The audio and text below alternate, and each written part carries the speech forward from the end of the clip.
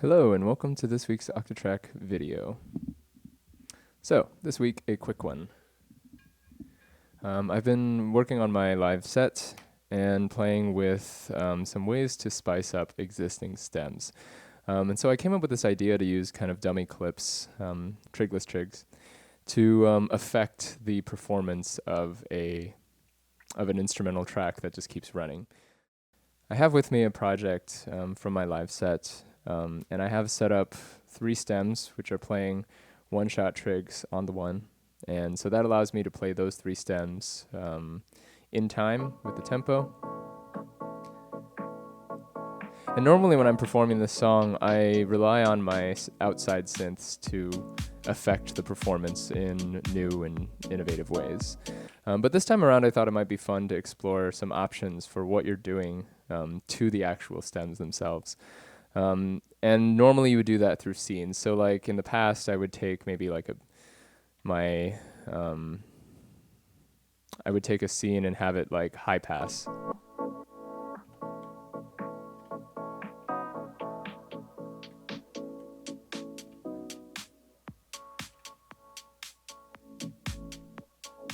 Right. So that's like a really simple way to do it.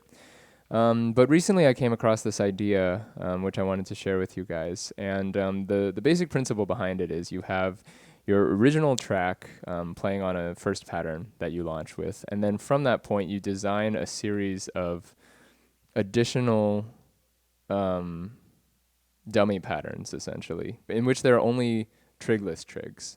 And so what this allows you to do is to take an existing pattern that you have. And once you have those individual tracks running, to turn off the, so I'm going to just turn this off. So essentially what I'm doing here is I have some P-lock set up, which affect the volume of my track, or other settings. And I'm just going to go through this because it's a little bit complicated, but essentially, say we launch on pattern 5, and then we go to pattern 2 because now this has no trigs, which means it's not going to reset my stems. It's just going to affect it with these trigless trigs. So I'm just going to take, and I'm primarily focusing on track 3, which is my instrumental track, so just listen for that. So here's my first set of 4 bars.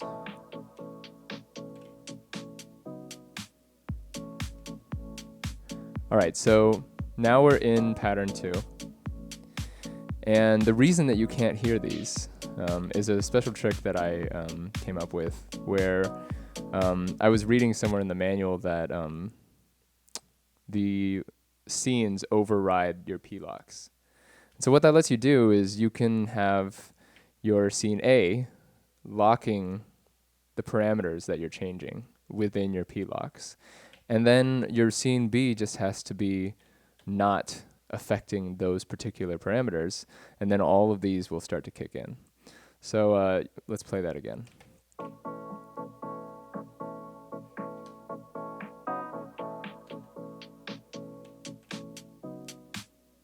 Now, my scene A is pretty involved. Essentially what I did was I locked every P-lock parameter that I had in here to a specific parameter within my scene A. My scene B is actually completely clear, so there's nothing actually going on in this scene.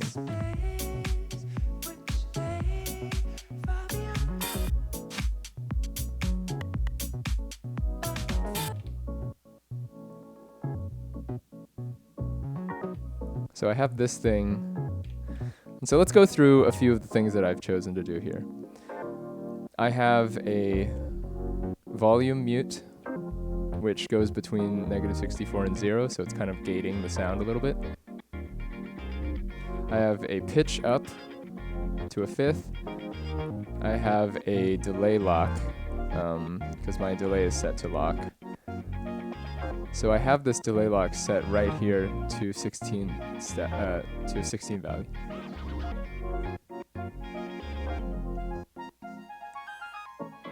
And the reason that it doesn't do anything when I go here is because on scene A, my delay lock is set to a non-locked value. My volume is set to 0. pitch is set to 0, and I also have a filter set to open. So anything that I'm doing that affects the filter within here doesn't actually happen when I have scene A activated.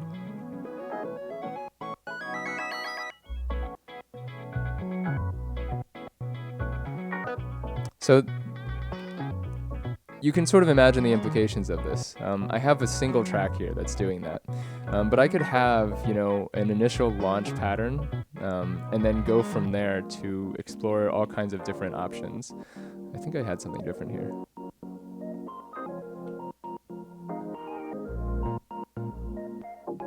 Yeah, this one's a little simpler. Let's see if this one's any different.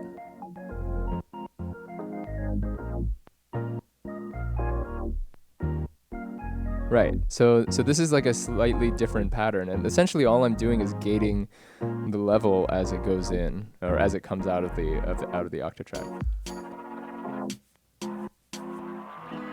And once again, since I have all this stuff locked to scene A, I can choose when that comes in.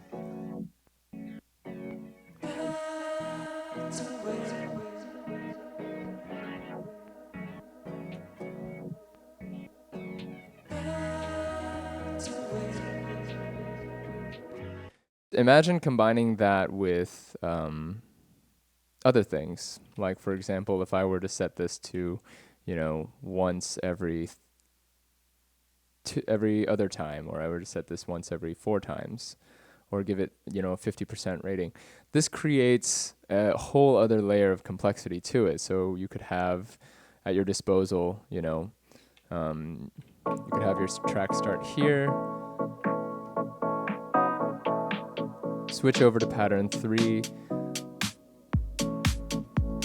Maybe my scene A doesn't actually affect the volume. It doesn't block the volume. So that particular effect does go through, but when I pull it to the right, this filter opening now affects it. One last thing I should add to this information is that my filters are, if you want to do some sort of a sweep, remember that these are trigless trigs, and because of that, they don't actually trigger the sound.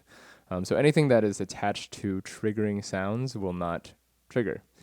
So for example, having your depth on your filter set to sort of sweep down the way that I've shown in a few different videos, that's not going to happen because these aren't triggering anything. They're actually just adjusting the parameters. So imagine, for example, you were to take a track that has a loop on it like this, and adjust the depth after you had already triggered it, nothing would happen. Because this is attached to the triggering of the sample. So the same thing goes for any tracks that you have that, any trigs that you have set up this way. So in order to make these sort of sweep motions, it's kind of hard to hear with this particular sample, so let me switch it around to, I think this one will have a lot of sounds in it. Right.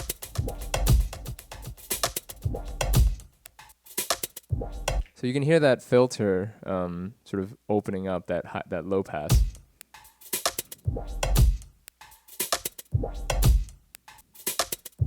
And the way that I've done that is I actually use an LFO.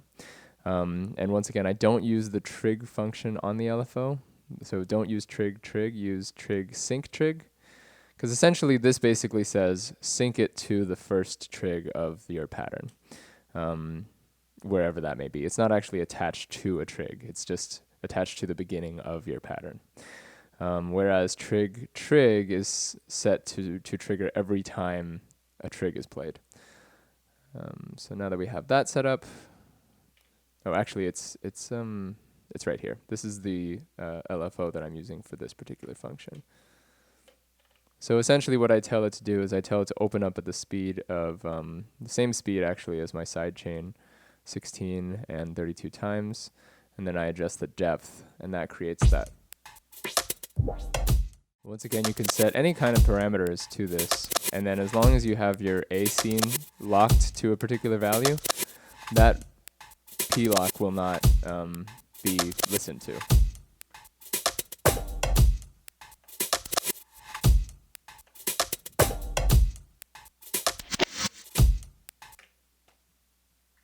All right, that's pretty much everything for this week. I just wanted to go through that. There's actually a lot of different things that you can do with this. I like to think of this as a sort of an analog to the ghost clips that the dummy clips that people sometimes talk about in Ableton, where essentially you have automation mapped to an empty MIDI clip. And then when you have that MIDI clip playing, you can perform alongside it and affect the way that it sounds. You could set this up in Ableton as well. I'm not going to go into the details of that because this is about the Octatrack, but this is a pretty simple way to do it within the Octatrack. And on top of that, if you combine this with arrangement mode, you could design a track in which you play, your pattern for maybe 4 bars with a particular dummy track, and then you switch to another dummy track for the next 4 bars, and so on. So you wouldn't have to actually do that stuff by hand. So yeah, hope you guys got something out of that, and stay tuned for next week.